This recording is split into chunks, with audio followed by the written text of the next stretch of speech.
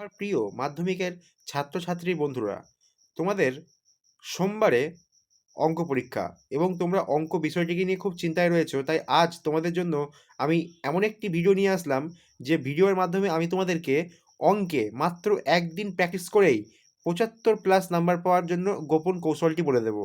তাই ভিডিওটি তোমাদের জন্য খুব গুরুত্বপূর্ণ। তোমরা ভিডিওটিকে একদম সম্পূর্ণরূপে দেখবে, তাহলে তোমরা মাধ্যমিক পরীক্ষায় অঙ্ক বিষয়ে 75% নাম্বার খুব সহজে তুলতে পারবে। চলো, বেশি কথা না বাড়িয়ে এই গুরুত্বপূর্ণ ভিডিওটি শুরু করা যাক। ভিডিও শুরু করার আগে তোমাদের আমি বলে রাখি, যারা চ্যানেলে নতুন, চ্যানেলটিকে অবশ্যই সাবস্ক্রাইব করবে এবং ভিডিওটিকে একটি লাইক করবে। দেখো বন্ধুরা, তোমাদের উপপাদ্য থেকে থাকে তোমাদের 5 নাম্বার। ঠিক আছে, এই 5 নাম্বার কিন্তু তোমাদের জন্য খুব গুরুত্বপূর্ণ। তাই তোমরা উপপাদ্যটাকে অবশ্যই করার চেষ্টা করবে। এরপরে তোমাদের সম্পাদ্য থাকে 5 নাম্বার, মানে 5 5 10 সম্পাদ্যে থাকে। তোমরা চেষ্টা করবে উপপাদ্য এবং সম্পাদ্য দুটোই করে আসার। আর এর জন্য তো কিন্তু তোমাদেরকে বেশি খাটতে হবে না। তোমরা যে সমস্ত স্যারের কাছে টিউশনি পড়তে বা ইউটিউবে বিভিন্ন স্যার রয়েছে, তাদের চ্যানেল থেকে দেখে নাও, অবশ্যই তোমরা কমন পেয়ে যাবে একটি সম্পাদ্য এবং একটি উপপাদ্য। তারপরে তোমরা পাটিগণিতটিকে ভালো করে প্র্যাকটিস করবে, কারণ পাটিগণিত থেকে তোমাদের থাকে মোট 12 নাম্বার এমসিকিউ, এসিকিউ এবং 2 নম্বরের প্রশ্ন ধরে। ঠিক আছে, তারপরে তোমাদের ত্রিকোণমিতি থেকে তোমাদের সব থেকে বেশি অঙ্ক থাকে, তোমরা জানো। ঠিক আছে, তাই ত্রিকোণমিতি অধ্যায়টাকে তোমরা ভালো করে অনুশীলন করবে, যাতে তোমরা এখানে 18-র মধ্যে 18ই তুলতে পারো।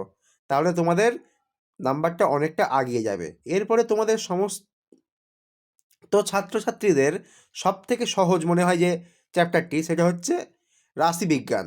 রাশিবিজ্ঞান তোমরা যদি ভালো করে করো, তোমরা এখান থেকেই 13 নাম্বার পেয়ে যেতে পারবে। ঠিক আছে, তোমরা হিসাব করে দেখো, তোমাদের হচ্ছে মোট 53 নাম্বার। আমি তোমাদের যে ক্যালকুলেশনটা বলে দিলাম। আর তোমাদের প্রজেক্ট 10 থাকে, তোমরা 10-এ 10ই পাবে। তোমাদের হয়ে যাচ্ছে 63 নাম্বার।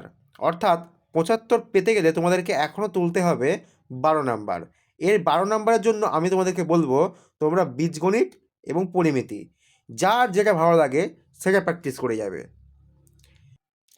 তাহলে তোমরা তোমাদের 75% নাম্বার পরীক্ষায় অবশ্যই পেয়ে যাবে।